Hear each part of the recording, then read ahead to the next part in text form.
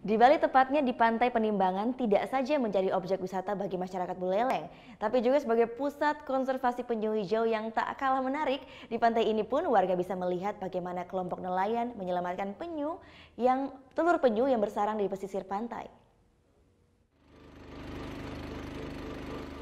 Pesona bahari di Buleleng, Bali kerap identik dengan debur ombak biru yang berpadu dengan tingkah kawanan lumba-lumba yang berenang bebas.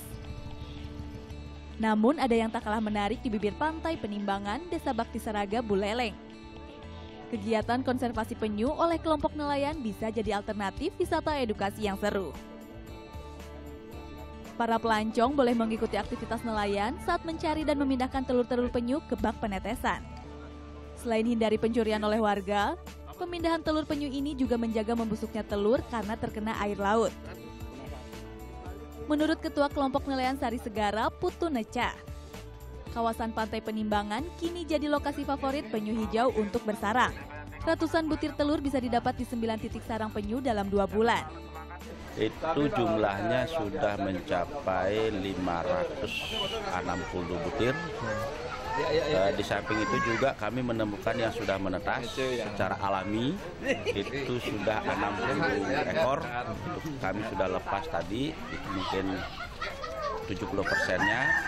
Karena yang sisanya itu kami rencananya untuk mengadakan suatu perkenalan kepada masyarakat secara umum. Jerih payah para nelayan terbayar. Puluhan tukik hasil konservasi jadi bukti.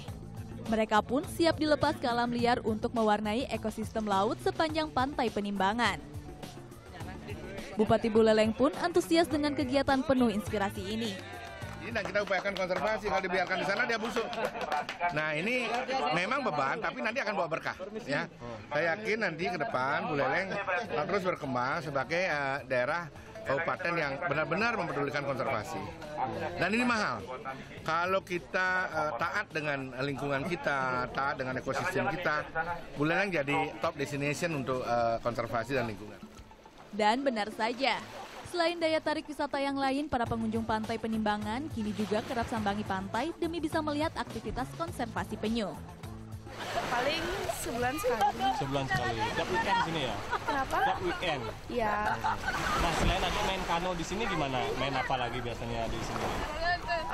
Kalau biasanya sih kadang naik kano, berenang aja. Berenang. Dengan panjang ruas pantai sekitar 144 km, Kabupaten Buleleng cukup bergantung pada pariwisata bahari.